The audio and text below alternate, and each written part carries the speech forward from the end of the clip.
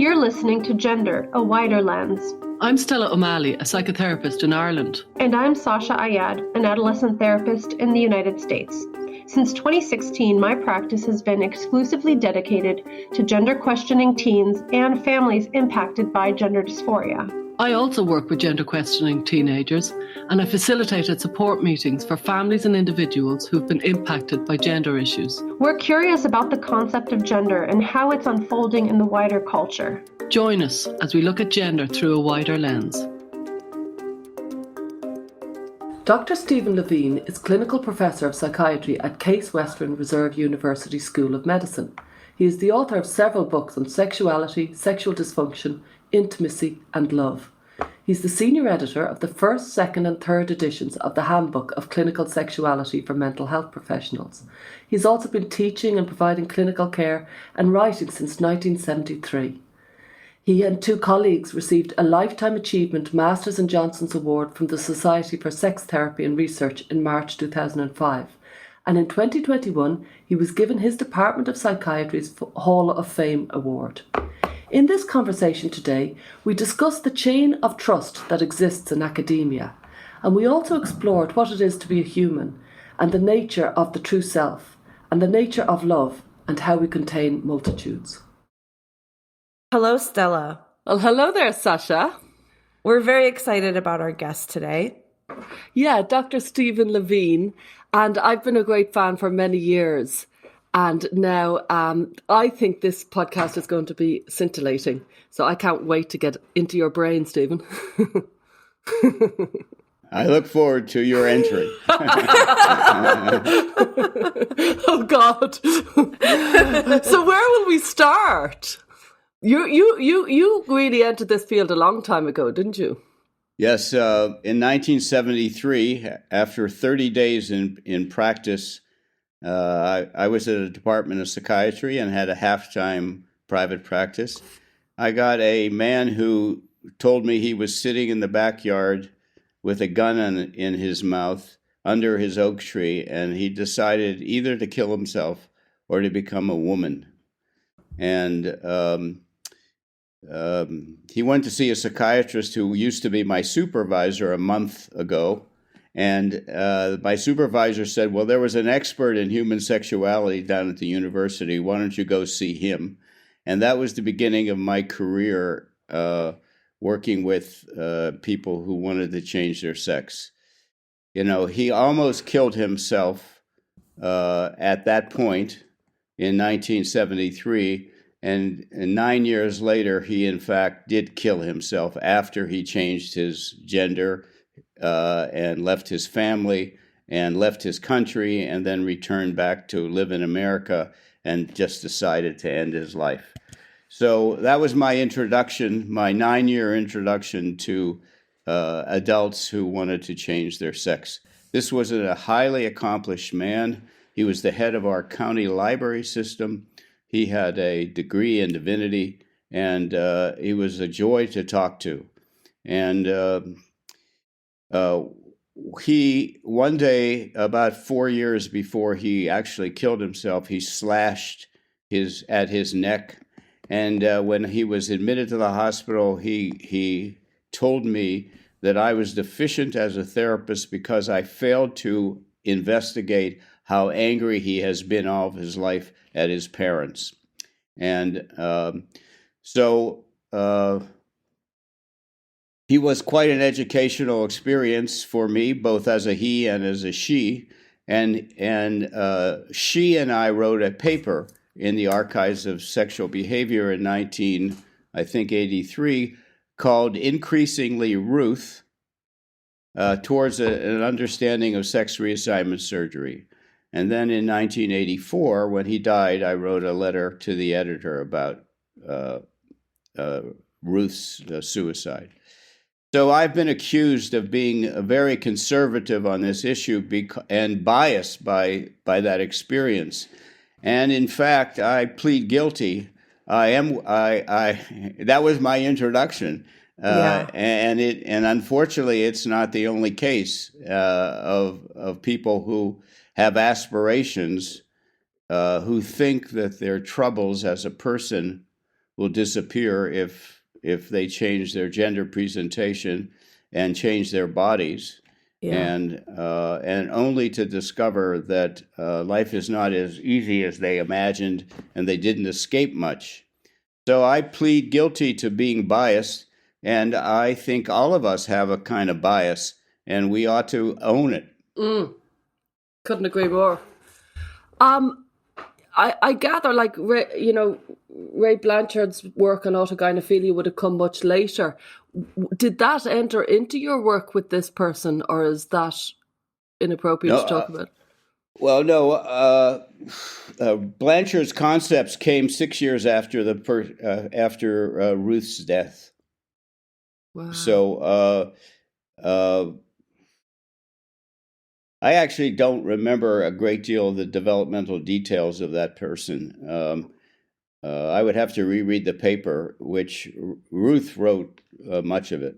I suppose where I was going with that is something around the autogynephilia just seems to cause so much pain for everybody concerned. And that's where I suppose I landed. I probably jumped too soon, really.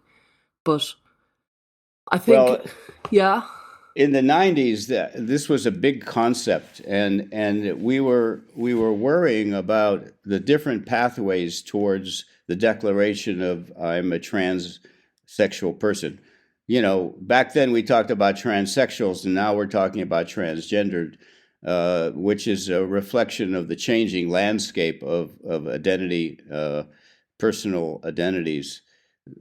I think there's a recent study that 63% of the teenagers now identify not as a transsexual, but as a non-binary person. So I think I forgot what I was starting to talk about. What I'm saying, in the 90s, Ray Blanchard's concepts about autogynephilia were a little hard for me to separate from the concept of fetishistic transvestism.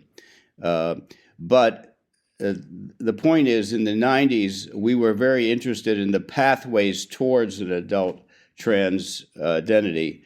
And now that doesn't seem to be nearly as important to the dominant field. What seems to be important is if you declare a trans identity, how you got there is totally irrelevant. And the only issue is the treatment for it. And I find that idea abhorrent and antithetical to everything I know as a person who's interested in human development and the influence of the past, how the past always is infiltrating the present. And it's just as a basic human characteristic, not something unique to trans people. You've probably heard me say this before. One of the first things I try to say, if it seems at all relevant to a new trans person, is that, number one, they're a human being. And what is true about all human beings must be true about them. Yeah. They think of themselves as a special case, and many of the affirmative clinicians think about them as a special case. And I say, nope, you're a human being. Wow. So your past influences how you think and how you feel and how you behave. And if you've been overwhelmed by some great adversity, that adversity is probably metastasized into your mental life. And we need to think about that, because this is a very serious decision you're making. This is a life-changing decision, and it looks like we're not living a fairy tale here, that life can be more difficult as a trans person than it is as a cis person. So, what I gathered, I think your body of work is fascinating, and what I gathered a lot was that you kind of centered a lot around intimacy and authenticity, and it feels that that's the golden thread that kind of runs through a lot of your work. Am I right in thinking that? Well, I guess, can I just add on to that? If you are looking at each patient like you are just a human being, and what are the things that human beings are known to need or known to thrive with, obviously intimacy and connection with others is one of the biggest components that gives us a meaningful life. So can you maybe just expand on the work you have done around intimacy and sexuality? Because you've written a lot about it. Well, you see, about 17, 18, 19 years into being a great believer, a passionate member of the psychiatric profession, I began to realize that, number one, the psychiatry profession had not talked much about sex at all, and sexual dysfunction, which arose in the 70s with Masters and Johnson's work and evolved into psychiatry through Helen Kaplan and some other people. Sex became a kind of surrogate concept for something that no one ever spoke about in psychiatry, and that is, it became a surrogate concept for love. And so the problems in love were talked about in terms of premature ejaculation and anorgasmia and the lack of sexual desire. Whereas when I was immersed in these things along with gender, I was much more immersed in sexual dysfunction. But by the late 80s, I began to realize that my profession and psychology in general basically avoided the concept of love, and I began thinking about love. And in 1973, I was invited to Stanford to be a visiting professor for 3 days. And they said I could talk about anything I wanted to talk about. So I decided to talk about love. Now, this was 1993, and I gave this lecture on love, and I didn't know anything about love. Basically, that's what I said. But 1973 or 1993? I'm sorry. Did I say 73? 93. Okay, yeah. 93. And so that started me on a journey of writing about and more importantly, reading about. And I couldn't read about love by psychologists and psychiatrists. I had to read about theologians and philosophers, and every song I heard and every play and every movie I saw had to do with love and its disappointments, its frustrations, its barriers. And I there again, as a psychiatrist, taking care of depressed people and anxious people and addicted people and people who were confused and said they were lost, what they had in common was they were very, very profoundly disappointed in the sphere of love. And so between 1993, that first grand rounds I gave, and my first book on love,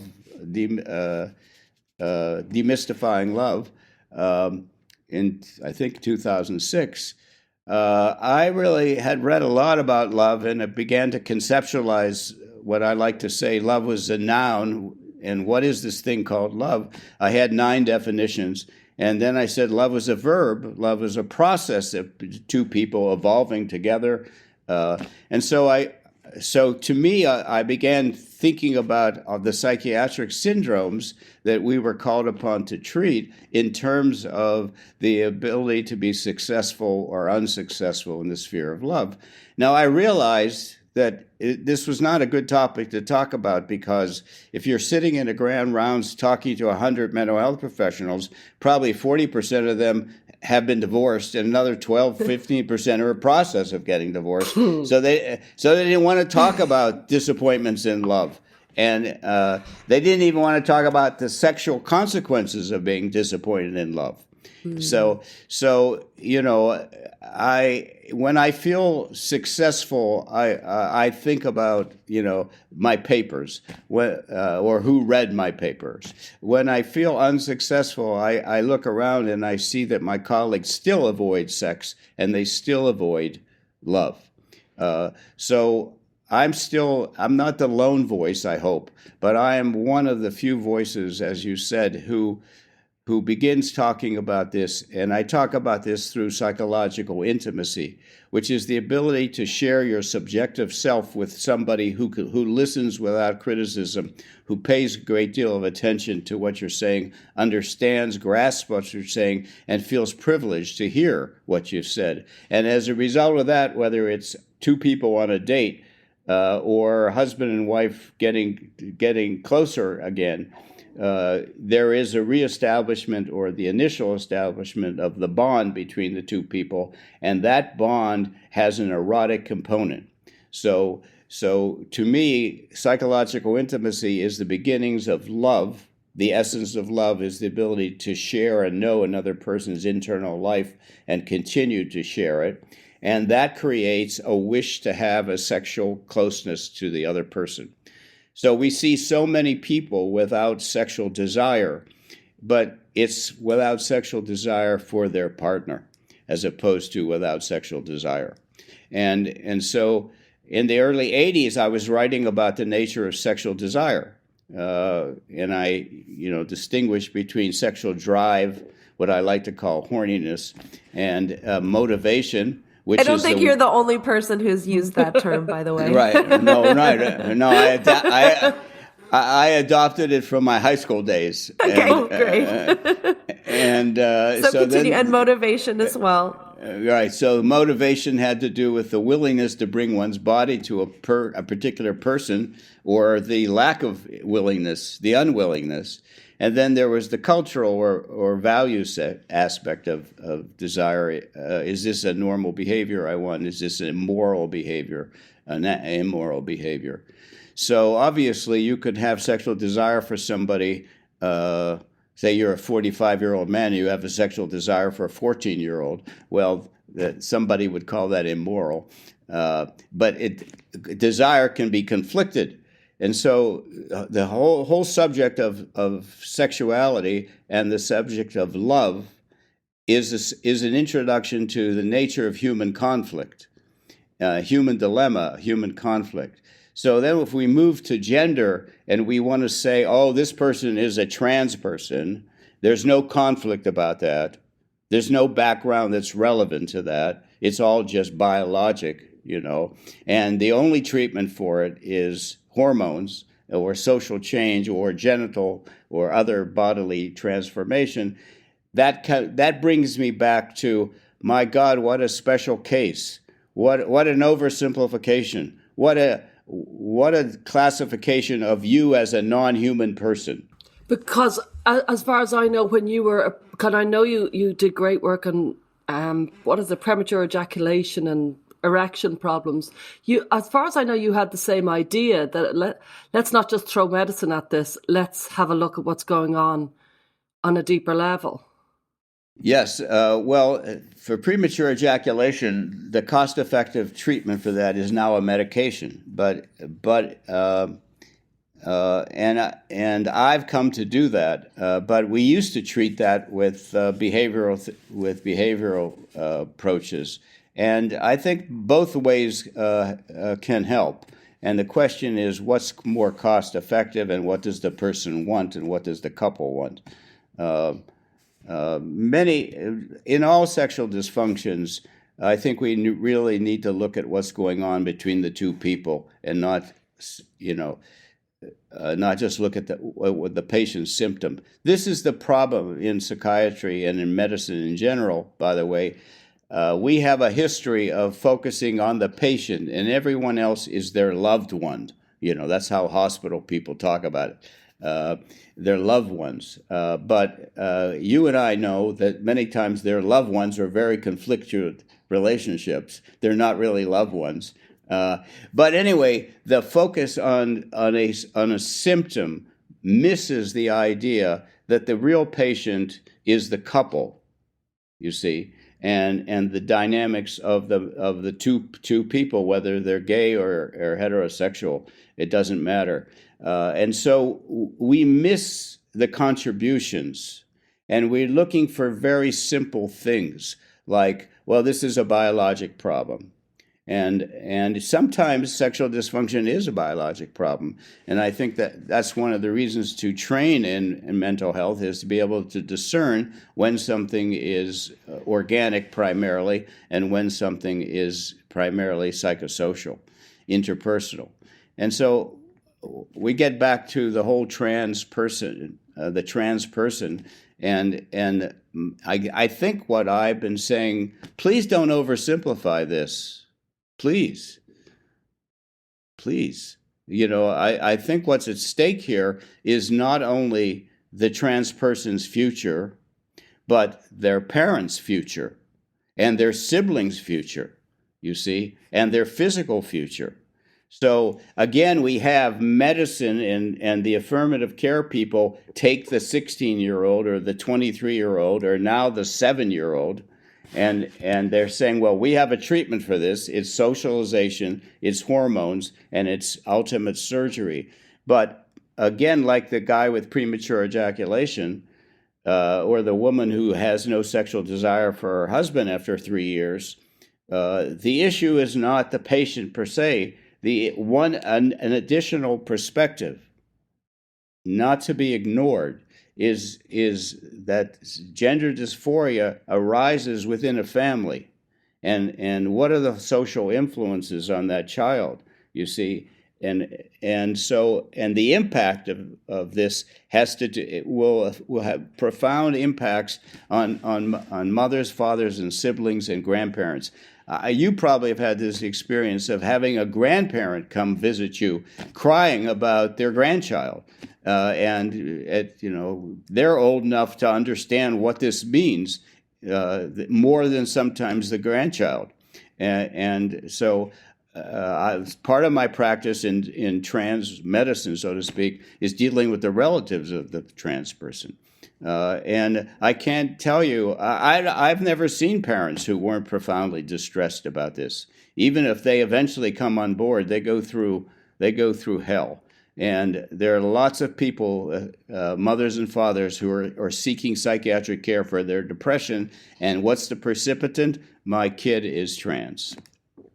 So the question is, in medicine, do we focus on the patient, or do we focus on the larger system from which the patient comes? And the answer is, if the first thing is your left foot and the second is the right foot, what a clinician is doing all the time is moving between the weight is on the left foot and then the weight's on the right foot, and sometimes the weight on both feet. And I think that's why we get paid, to be able to think, move from left foot to right foot, and to convince people that they're a person, they're not just a trans. Yeah, I often say you're not just a walking gender identity, you're a whole person, and every other kind of experience that affects people will affect you. And I'm also, I'm thinking about the population that you were first exposed to when you started doing this work, Stephen. That was the kind of population in which most of the people seeking transition were adult males, which is a totally different landscape from what we're seeing right now today, which is teenage girls seeking transition, or very young women. But I'm wondering if you can share, based on the population you have most experience with, what were some of the kind of common themes or distressing aspects of the individual's lives that kind of interacted with their gender identity? I mean, you've talked about the family and the kind of complications that arise there. You've talked a little bit about intimacy, but what are some other things that you saw in those patients in those early years? So I would say, and I'm sort of inventing a term here. Sure. I've had the experience you just summarized, that in the early years, the vast majority of people we saw were older teenagers, young adults, and many times middle-aged adults. They had a history of never feeling good about themselves. What I say, they weren't feminine, they were unmasculine. Their self-concept was of, I don't like myself, I'm anxious, I'm uneasy. When I weigh myself, compare myself with other people, I don't feel like I'm a real man, a real boy. I never felt. We called that unmasculinity in our clinics. We didn't have a term for it. That's really good. So I think the background was, now let me just start again.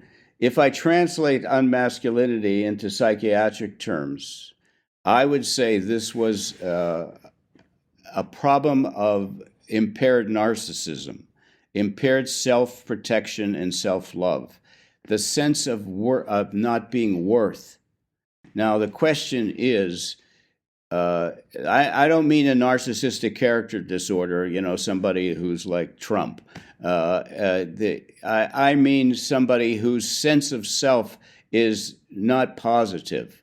And see, what's happened is it gets focused eventually on gender. This is the explanation for my narcissistic self, my insufficient narcissism, protection and love and belief in myself. So when you have all this chronic unease about the self, when you have this sense of inferiority, for whatever reason you think you're inferior, you see, then you're looking for some solution, some explanation. And I think the whole idea of gender transition, I was born in the wrong body, it serves that purpose for people. It gives an explanation. And you see, in Hamlet, when the line is offered, "To thine own self be true, and it must follow like the night the day, thou canst not be false to anyone." This is the idea that this is my true self. There's this epiphany that comes in, and there's a rhetoric that says, "I didn't understand until now why I felt so badly, so unmasculine, and so unnarcissistically loving of the self and protective of the self. But now I have my genuine self. This is my true self. This is what my life has been about. I'm finally going to be authentic." The problem I have felt, I've seen, is that while that's the rhetoric at age 17 or 19 or 21, at age 35, the rhetoric is, "I'm not really a woman. I'm not really a man. I'm somewhere in between. I'm inauthentic as a woman." So all these other women, they seem authentic. And what I like to say, they menstruate, you see. And I impersonate a woman, you see. I like to tell myself I'm a woman, but I always feel in danger of being read. In other words, I transitioned my gender because it was my authentic self. And now that I've done this, with or without medical attention, usually with medical help, I still feel inauthentic. So in pursuit of authenticity, I have discovered inauthenticity. Now, I know that the popular writing about transgender is quite opposite of that. That is, when you represent yourself as an adult and you're a professor of English and you can articulate things very beautifully, that is not the public image that is presented about what is presented is happiness in the authentic self. Now, it may very well be that those people who achieve that, they never come to see a person like us. And so we only see the people who are failing at it. But if you are a psychiatrist on the inpatient service of psychiatric hospitals in Europe or United States or Australia, you're always going to have, there's not a month that goes by that you aren't going to have a transsexual person in a state of depression or substance abuse or have made a suicide attempt. So I can't tell you what percentage of people end up happy. You see, I can just tell you that there's a lot of data that many of them are not happy. And I think you could talk about this in terms of authenticity. And so, after in Hamlet, after Laertes made this speech to his son about, neither a borrower or lender be, Polonius, he then turned around and did the opposite with his daughter. Yeah. Right. So you see, we have extracted this as a guidepost for living. To thine own self be true, as though the self were one thing. You see, one of the other things I've written about is I like to quote Toni Morrison, who says there are hundreds of pieces of me, or Walt Whitman, who says, I am multitudes. I love that. I contain multitudes. That's my favorite one. And Dr. Levine has defined 27 different aspects of the self. I'm still trying to get to 100, but I can only get to 27. Your quote could be, I contain 27 multitudes. Yeah. So, Sasha, what you were saying, that, you think you're just a transsexual person, and that's all of you. And I'd say no one is. Gender is a part of all of us, you see, and degrees of masculinity and femininity, which no one can really define. We are all, what I like to say, we're all individual mosaics of combinations of maleness and femaleness and heterosexual and homosexual desires and curiosities and paraphilic and conventional aspirations or intentions. So this is one of the major things that I like to teach audiences. I point to them and I say, you are a mosaic. You and I represent ourselves as, quote, normal, right? Conventional. We represent ourselves as, I'm masculine and I'm heterosexual and I don't want to do kinky stuff. But in fact, in our thoughts and our feelings and our life experiences, we're much more nuanced than that. And I accept that the internal world of conflict and of mosaicism is different in our public presentations. And so when we talk about identity, I like to talk about identity as experienced privately in the self versus the identity that we present to other people. And those are two different concepts, two different dimensions. Social identity, which is often a lie, and private psychological identity, which is a rich, nuanced, and ever-changing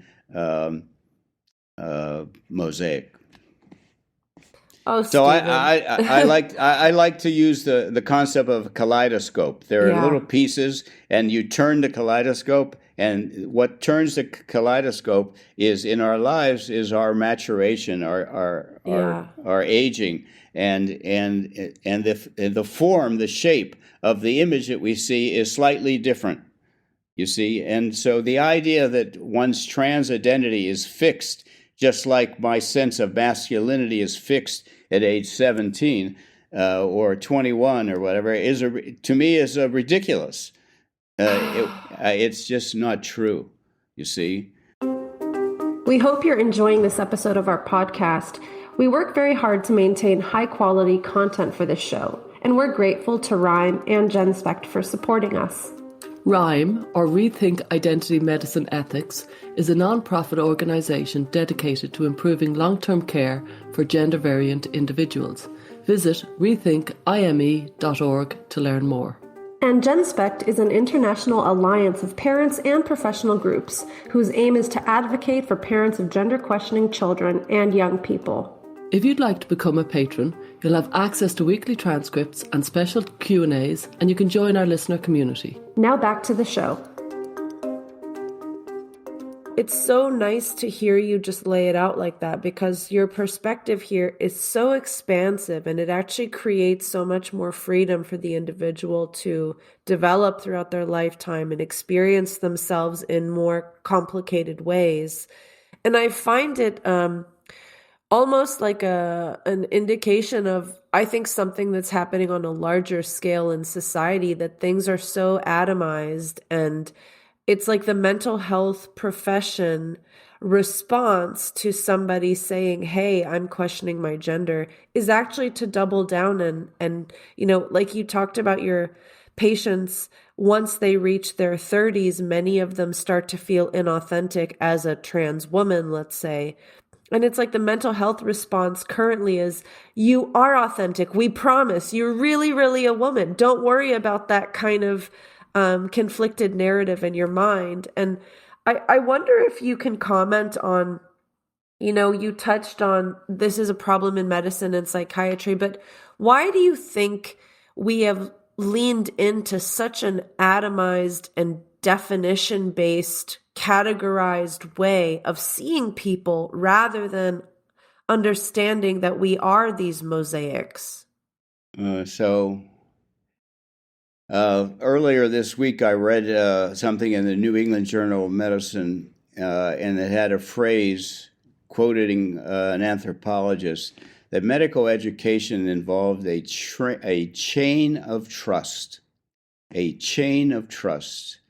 And what it is, what we have to trust is that someone has done the research. Some group of very scholarly people, thoughtful people, informed people have said, this is the treatment for this condition. It's based on science. It's based on the evolution of understanding. It's based on tradition, but mostly it's based upon, because in medicine, science is the soul of progress. It's based upon scientific study. And there's a chain of trust so that we have at this high level, somebody makes the policy based on science, and it's trickled down. Now, when you're a medical student or a psychology graduate student, you have a lot to learn about many, many things. You don't have time to look at the basis of the learning. So you need this chain of trust. You need to trust what you're taught. Now, before I was a medical student, I went to University of Pittsburgh for a pre-medical conference, and some guy held up this very thick book and said, this is the textbook of medicine. And he said, 90% of this is not true. The trouble is, in medicine, we don't know which 10% in 20 years will still be the facts, will still be the truth. Yikes. Oh, now, my gosh. That was a wonderful introduction to being a doctor. You Wow. see, that facts and understanding are changeable events. And so the chain of trust, see, I'm really answering your question. Yes, yes. Why do we reduce things? The truth is that us very educated people are told how to treat this condition and that condition. I have a master's prepared person, just got out of her internship, who told me how you're supposed to treat transgender people. And I was just astounded. I gave a seminar 2 years ago to residents who told me, residents in psychiatry, who told me how trans people ought to be treated. See, they had a chain of trust. Somebody taught them, and they believe it. They passionately believe it. They have the zeal of the convert to being a psychiatrist or being a counselor, whatever it is. And when I give them facts, they think I'm an outlier. They think I'm an old fuddy-duddy. There's something wrong with me. They don't believe me because the truth is that trans is normal, you see, and that they can have highly successful lives just like anybody else.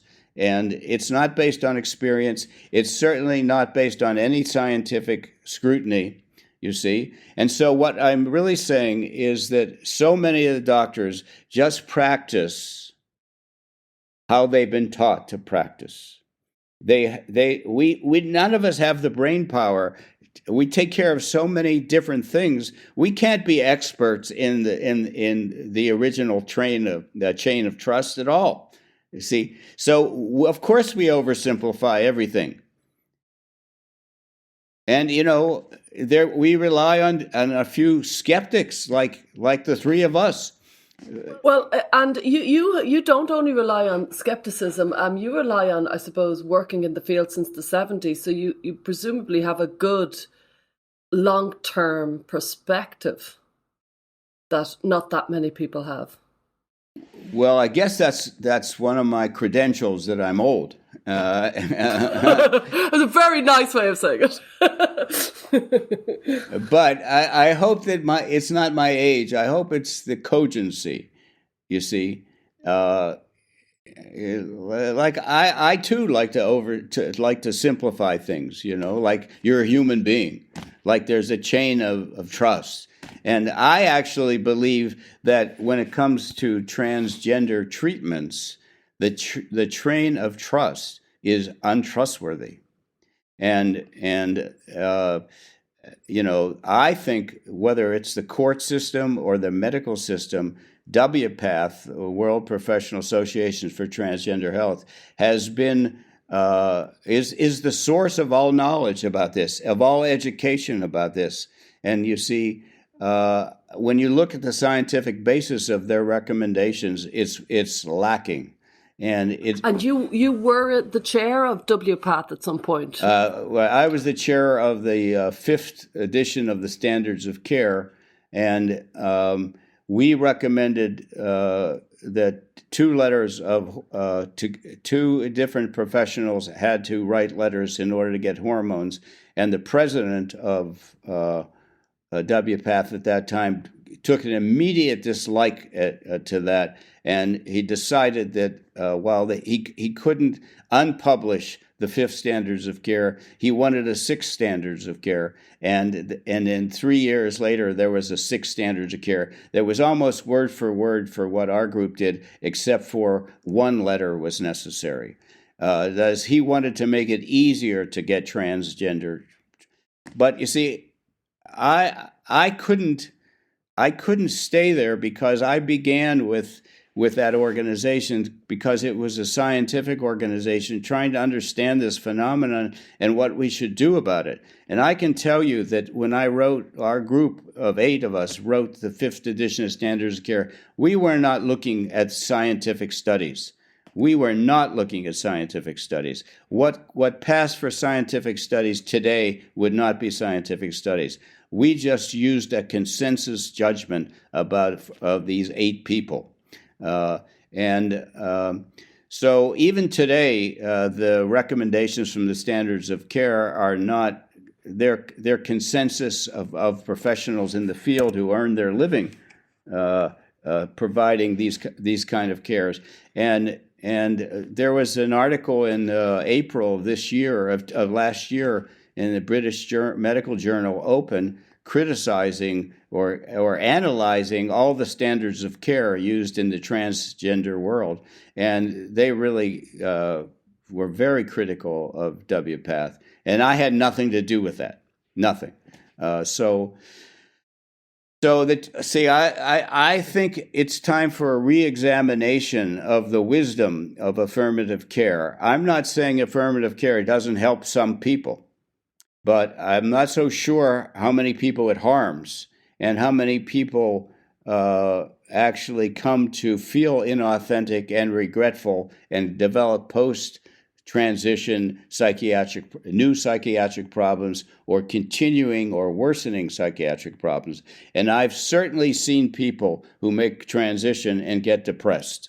Yeah. I want to ask you about this question of authenticity, because something that I've been trying to work out through these conversations on the podcast and just in general through my work is like, if someone were to transition, what would be the most kind of self-aware, conscious, and like whole person perspective that they might take to increase the chances of success? And you talked about authenticity, and it really made me think about, I think that transitioning with a really clear, honest, self-aware understanding of like who you are, what transition can and cannot do for you, and the fact that, this like born in the wrong body paradigm is probably going to lead to serious disappointment. I think about that often, and I think in my experience, my little experience compared to somebody like yourself, people whose transitions have been more successful are those who can come to terms with the reality of who they are, rather than living in this fantasy of like, oh, I'll reach my authentic self when I change my body. And I just wonder what you think about that, or what comes up for you as I talk about that. Just that I agree with you. You see, the problem is that we do not have rigorous follow-up studies of people who've made the transition. I know this is very far afield, but in the early 60s, in our Department of Psychiatry, the faculty was trying to find out what happens to women who had abortions. in those days, in order to have an abortion, you had to have a psychiatrist say that, this was not good for this woman's mental health, and therefore she could have an abortion. So the people who did this work wanted to follow up and see what happened 6 months and 12 months after the women had an abortion, how their mental health was. Did it improve because of they weren't pregnant any longer? And they could find not one woman who was willing to come back for a follow-up study. So there are certain things that where people do, they don't want to think about it again. They don't want to talk about it again. They don't want to consider it. It was a very difficult decision. They're done, right? We're moving on. Now, in the transgender world of now, we have like at least 35 clinics in North America, in the United States, that provide services for trans people, affirmative care. I think it was 65 last time I checked. 65. It's a lot. Well, good. Mm-hmm. Yeah. Yeah. All right. So the question is, where is the follow-up data? Where's the 1-year follow-up data? Where's the 2-year follow-up data? In the famous studies in Holland, the Dutch protocol, the follow-up was 1.5 years after genital surgery. What happened to those people now that they're 23 years old or now they're 30 years old? You see, we don't have any data about that. We just have people admitted to the psychiatric hospital. We have people with a higher suicide rate. It's a terrible system. We need to have long-term follow-up. So we're at nothing. We cannot answer your question, Sasha, without follow-up data, and we don't have any. And the people who come to me who are depressed, those after transition, those are just anecdotal reports. I have no idea what the denominator is. You see. So it could be 10%, it could be 100%. We don't know. That's right. And because we don't know, I think we have to say, why do we have all this enthusiasm? Why do we have all this chain of trust, passion that this is the best treatment? We don't know it's the best treatment, you see. Now, I want to quickly say that while I'm an advocate of someone who thinks or wants to be or considers themselves a transgendered person, I think they ought to have a psychotherapeutic approach before they make any life-changing decisions. But I admit that I have no follow-up. This is not on the basis of a randomized control study. I am in the same difficult position that the affirmative care doctors are in, only I have more faith based upon 100 years of doing psychotherapy as a tradition, you see, and they only have a few years with no follow-up. You see, I cannot believe the passion of certain affirmative care advocates. And see, WPATH bills itself as both a scientific and an advocacy organization. And the truth is, my understanding of those two ideas is they're totally incompatible. Yes. So, the answer to your very good question is, I don't know. Yeah. And is the lack of long-term follow-up in other kind of fields of research that you do, is it common? Is it specific to transgender, and is it kind of a decision? No, almost? No. Well, listen. As far as I know, concepts of disease are based on outcomes. So, if your scalp is giving off dandruff, we know that nothing terrible is going to happen except cosmetically to you. But if you have a very sharp pain and a sharp pain in your right lower quadrant, and you have a fever, you see, your appendix or your ovary may break, and you could die of sepsis, you see. So all concepts of disease are based upon disability or death. And so that's why we need long-term outcome. we know what it means when your lungs fill up with fluid. Unless we do something, you're going to die, you see. Or unless we do something for another condition, you're never going to be able to walk right again, you see. So the idea in medicine, throughout medicine, is disease is based upon future disability or death, you see. Why would we be so sure that when you're 14 years old and you think first you're bisexual and then you have an eating disorder and then you decide that you're trans, that we know exactly what's going to happen, that you could never change your identity by the time you're 16, you see. We think it's fixed.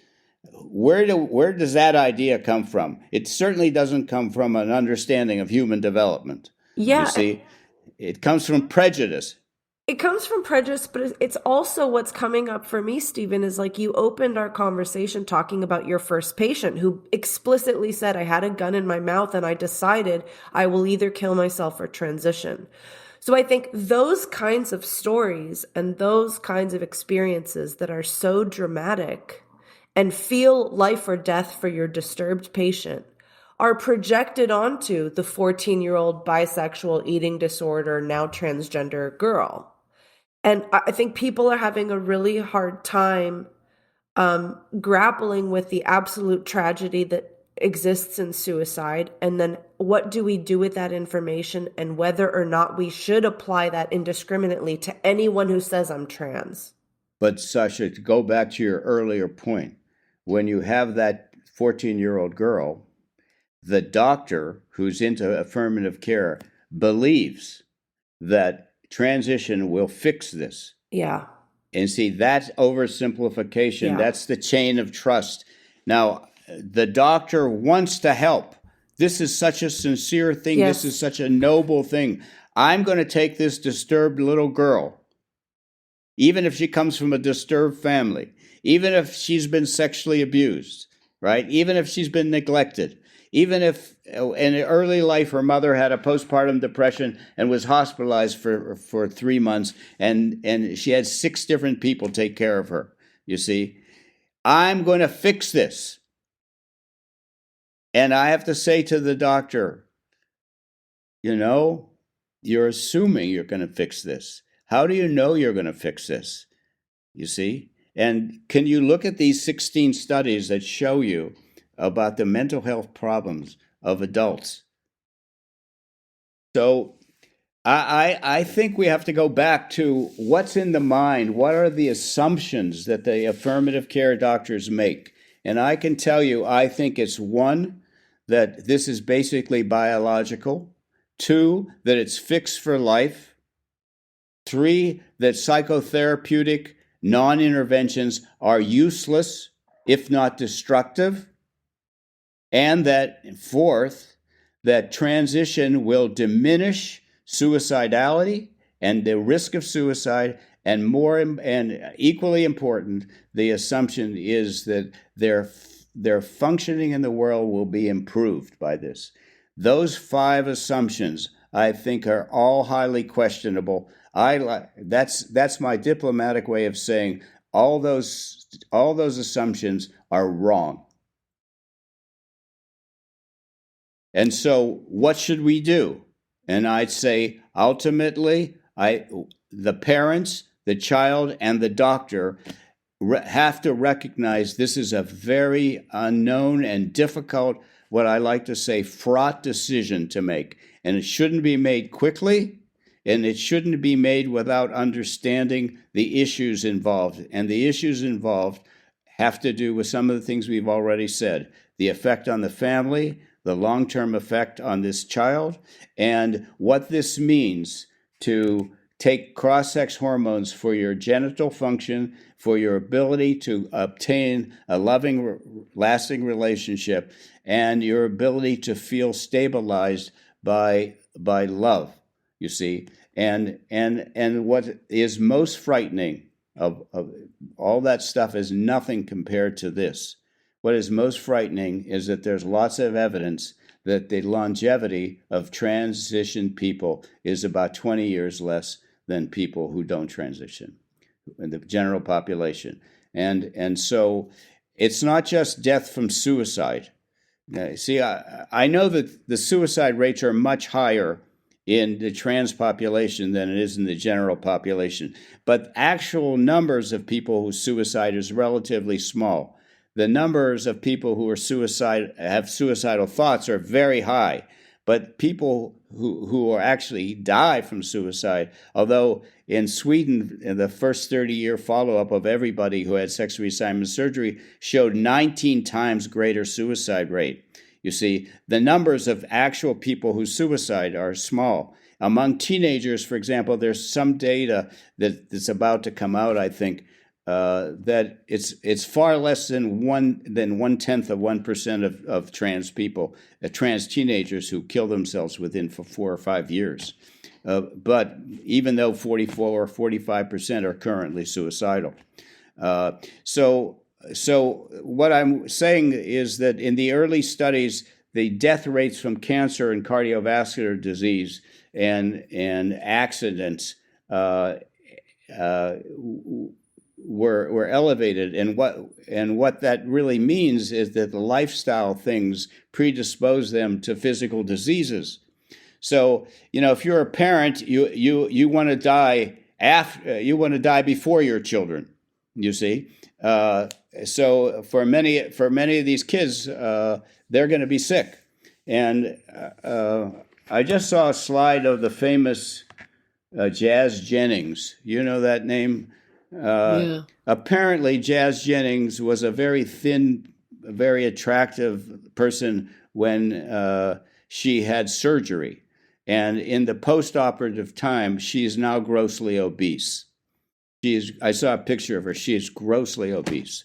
So, this is one of the things that never gets talked about. What are the physical manifestations? What are the psychological manifestations? What are the outcomes? And when did you say earlier that is this from data that they're 20 years young? What's the word? 20 years knocked off their lifespan. Oh yes. There's a study of VA, the study of the VA patients at 20 years. They have the same lifespan of people with schizophrenia and bipolar disease when you look at tens of thousands of veterans. And is that because of the medical, interventions weakening their bodies in different ways? We don't know. I don't think I don't. We'd just be speculating. If you look at the Swedish studies, 10 years after sex reassignment surgery, there's a slump. There's an increased death rate, and in Denmark there was also there's a premature death rate of about I think over 10 years in Denmark. So. I think we need, as part of the informed consent to parents of teenagers and to teenagers themselves, and of course to the adults themselves, that there's a lot of information that you're entering into a category of human beings that has definable problems and worrisome outcomes. See, the New England Journal of Medicine has twice described in recent years the trans populations as vulnerable and marginalized. And the affirmative care doctors like to blame all these comorbidities and the shortened lifespan on minority stress. And I think we recognize that it is stressful to belong to a sexual minority, but children who are cross-gender identified, who have separation anxiety and depression and so forth, they're not having minority stress, and the kids who, if you walk in and see your postpartum depressed mom hanging from the rafters, and then you decide 3 weeks later that you're going to change your gender, this is not minority stress. So we recognize, with the high prevalence of comorbid psychiatric problems that many of these teenagers have, that this is not minority stress. They come to this through adversity, through developmental problems they haven't been able to master, you see. And just like in the beginning of what we were talking about, the uncomfort with the self, the discomfort with the self finds a solution, a label. Yeah. I'm right. So, lots of girls have temporary eating disorders, and some of them end up overcoming it, but they overcome it sometimes by becoming vegetarians or vegans. So it's okay. It's much better. It's much better than having an eating disorder. But see, everything is in evolution with human beings, and you are in evolution. You see, I like to say that in contrast to fixed gender identity, I like to say the patient's current gender identity is non-binary or binary. It's your current sexual identity, you see? I mean, I'm sure I've had identities. I used to be a stamp collector, I had an identity as a stamp collector, and I don't collect stamps anymore. Yeah. So there are hundreds of pieces of me, maybe 27 of them, and they're in evolution. And I certainly have thought differently about my masculinity when I was 17 years old and worried that I didn't like beer and there was something wrong with me, that I wasn't really a boy. You know, like I wasn't like the other college freshmen who wanted to go to the bar and get drunk, or at least have 2 beers before they went to bed. And I didn't like the taste of this. And I remember consciously worrying about what's wrong with me, that I'm not like other people. Yes. Whereas today I recognize I'm not like other people. I'm unique. I'm just like Stella. She's unique. I'm just like Sasha. She's unique. Yeah. You see? Yeah. And I don't worry about these things anymore. And if you take this very minor, fluffy example of me, you see, I apply that to other people. I think in my work as a psychotherapist, many of my patients appreciate my stories from my life, you see, whereas when I was young, I was taught never to talk about myself. And I think one of the most powerful things that happens in the psychotherapy is that the patient and I are thinking about development and conflict and predictable stages of life and what we're dealing with, you see. I mean, I just had a new patient who's 90 years old who's very frightened about dying of asphyxiation, and she's aspiration. I'm sorry, and I said to her, she and I are of the age group that we're aware that death is not too far away, and we have to think about our death. And I think you're thinking about your death. You're just focusing on one particular mechanism of dying, but I think underneath it, you're really worried about dying. And she looked at me and she said, I never thought about it that way. And I said, what? Anyway, so being a therapist, the challenge is, what is it that I say? What can I do that really will help illuminate the person and help that person respect their dilemma? See, I don't believe it when people say I have no conflict about this, because I don't know any married person who doesn't have conflict about his or her spouse, you see. I don't know any lawyer who doesn't sometimes hate being a lawyer. I don't know any psychologist who doesn't think sometimes, am I wasting my time? Am I helping anybody? Yeah. You see? And every time I write a paper, you see, I think, this is it. This is the best thing I ever wrote, and this is going to make me famous. And then, well, you're famous in our world. Well, it's just wait till this episode comes out. You're going to blow up in fame. This is it. Anyway, my aspirations are never met by reality because I'm a human being. Yeah. Wow. That's a lot of wisdom right there, Stella. Yeah, yeah.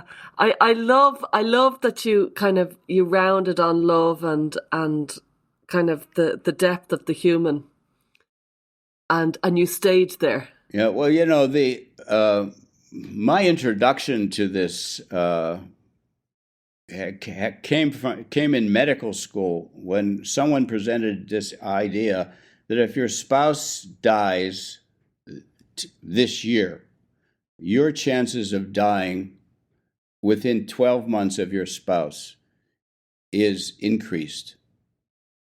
So that the death rates of people who are widowed and widower, when it's matched with age it's age matched and it's disease matched, is far greater.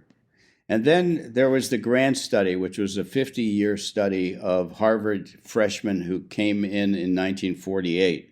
Oh yeah, I remember this one. And in that that was the first prospective study, follow-up study of people who were, when they were 18 years old, were ranked into 3 different divisions: the healthiest, the least healthy, and the middle group. And when compared to the first and the third group didn't live as long.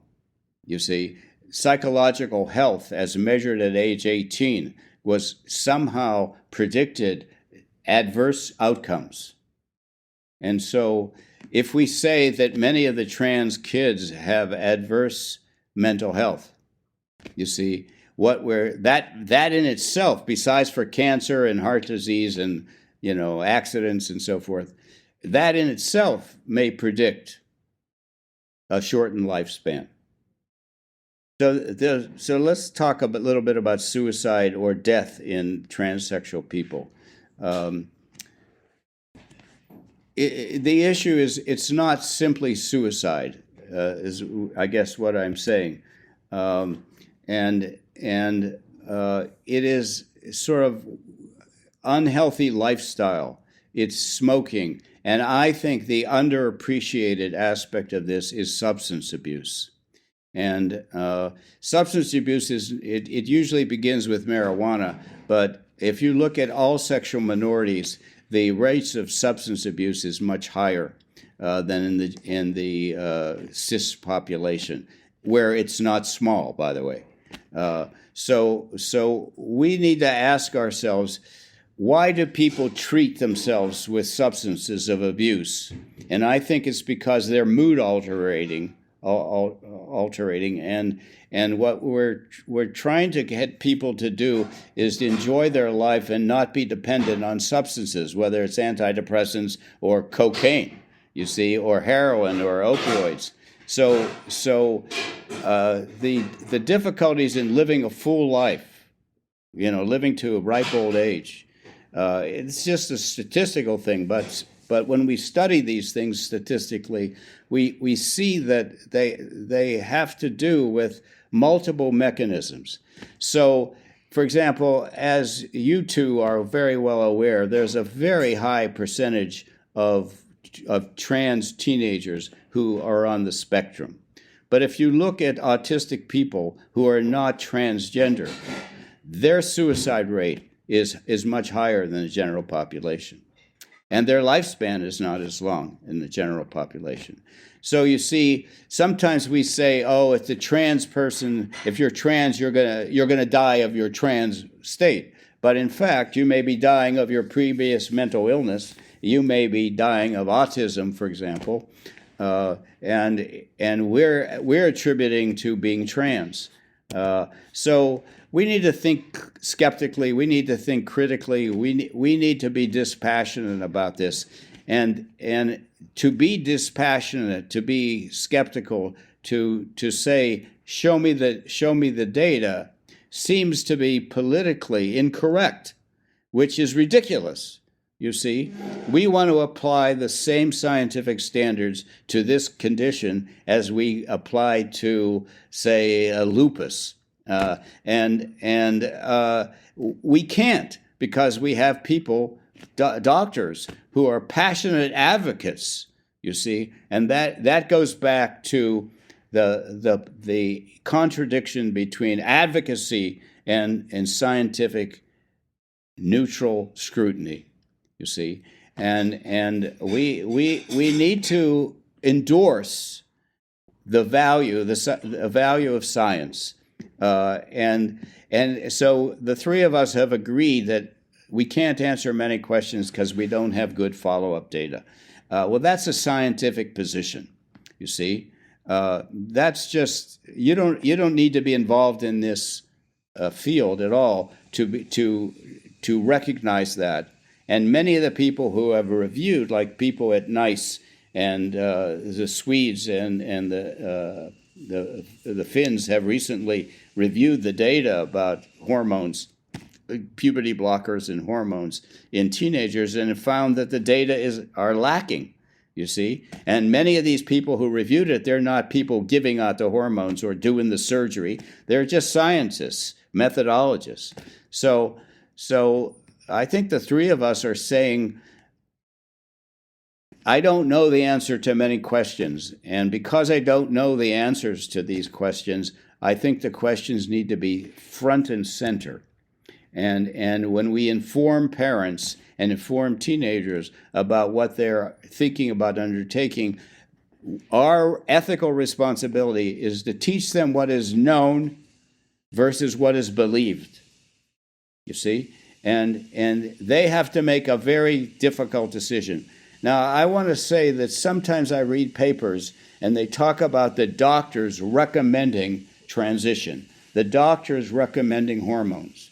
And I feel that's not the doctor's responsibility.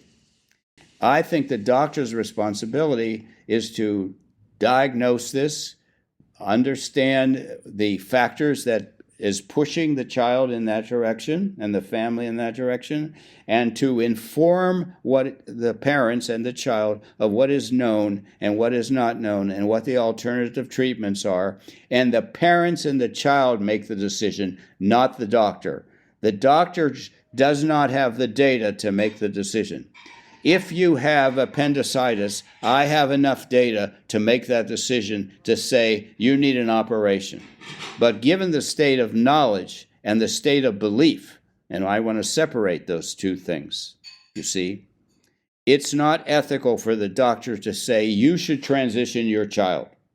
It is ethical to say this is one approach. Here's the data that supports it. And the truth is we don't have long-term outcomes, right? And we do know that if you put a kid on puberty blockers, there's a 96% chance they're going to take cross-sex hormones, and there's a greater chance they're going to have their breasts removed, you see, or, their genitals fixed. So we need to be able to speak honestly about what is known and what is not known, you see. And so I guess what I'm saying is, not that they're wanting to be dishonest. It's just because doctors sometimes believe the chain of trust, even though it's untrustworthy in my view, you see. And they teach parents, and they make recommendations. And I say they should just be giving options and let the parents and the child, after the doctor has studied this with them and their family dynamics and understand what's been going on, if they decide to do this, if the doctor says, given the facts, it's a reasonable thing, and I know the parents understand the pros and cons, then I'll cooperate with it, you see. Now, I get criticized by saying, I'm highly criticized in certain areas by Dr. Levine. You get asked, is this treatment medically necessary? And I don't like to use the term medically necessary. I think that's a dishonest term. I say, ask me, Dr. Levine, do you think this might be psychologically beneficial to the person? That's the decision that I have to make. You see, when I and you'd have to say psychologically beneficial in the short term, in the long term, in the medium term. Exactly. You just anticipated my next. Oh, sorry. It's perfect. Exactly. Because in the short term, it's beneficial because it's what the child may want. In the long run, all of us are filled with anxiety about the long run. That's why we're talking today, because we share the anxiety about the unknown. We really do. Thank you so much for talking with us. I feel we could go for another hour. I think we started these pioneers thinking, oh yeah, we'll talk with them and get it done and dusted in a few sessions. And now I think we're realizing, oh my God, there's so much wisdom and knowledge that has not really been kind of collected. And I really hope that we see you again for more of this, because that's just, it's been so fascinating for us. Well, it's my pleasure. To be accused of being wise is quite a thing. You need to understand, though, that it doesn't feel wise. It feels like I don't know. And I mean, what you're saying is the wisdom is the recognition that you don't know, right? Exactly. So if I can just say one more thing from my illustrious past. One day I started hearing about people. I started realizing how many people said that they were experts. And I began to separate a person who claimed expertise, which I called a demagogue, from a person who was an expert. And then I defined expertise as somebody who knows what is known and what is not known. And the demagogue didn't know what was known. See, I know things, a field knows things, and then there are things that no one knows. The expert can make that discrimination. Like, I know a little bit about schizophrenia, but believe me, I don't know. Many people who are more involved with schizophrenia know a great deal more about schizophrenia than I, a psychiatrist, knows about schizophrenia. See? So I can distinguish what I know about schizophrenia, which is very little. I know that my colleagues know a great deal more about that than me, and they may have a better idea about what is not known by anybody. So when I'm an expert in premature ejaculation, say, when I used to be an expert in premature ejaculation, I knew what was known and what was not known. And I knew there were multiple approaches to treatment. I knew the data set that supported one treatment versus another. But that didn't influence my expertise in schizophrenia at all. See, so if I'm an expert in something, it's a very narrow topic I'm an expert in. Even though I'm a doctor, and somebody may think, well, he's a doctor, right? But the doctor doesn't know much about most things. And there's the wisdom, I think, is the difference between demagoguery, which I think many affirmative care doctors are demagogues, and experts, many of whom are just uneasy about what is not known. Thanks for joining us this week on Gender, A Wider Lens. This podcast is sponsored by Rhyme and GenSpect, and listener support means a lot to us. The best way to help is to subscribe and review us on iTunes. Follow us on social media, and if you'd like to become a patron, you'll have access to weekly transcripts of the show, special Q&As, and you can join our listener community. Just go to our Linktree. That's linktr.ee/widerlenspod. Our discussions are for educational purposes only and are not intended as a substitute for mental health services.